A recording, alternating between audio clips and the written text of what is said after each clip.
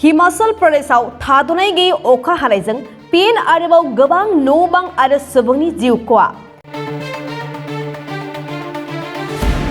थांनाय गोलाव साननिफ्रायनो हिमाचल प्रदेशआव थाद'नाय गैयै जुब जुब अखा हानायनि जाउनाव रोजा रोजा सुबुंनि न' बां गारि मटर खहा जानो गोनां जादों आरो गोबांथार हानायनि जाउनावनो हा गिसिखानानै न' बां बायनायजों गोबां सुबुंनि जिउबो खहा जानो गोनां जाबाय होननानै खौरां मोननाय जादों।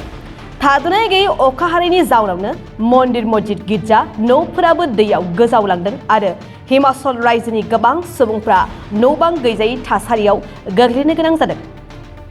हिमाचल प्रदेश सरकारा थाद'नाय गैयै अखा हानायजों खहा जानाय ओनसोल आरो थासारिखौ नायदिंनायजों लोगोसे खहा जानायखौ सुफुंनायनिबो राहा लागासिनो थानायखौबो मिन्थिनो मोनगासिनो दं।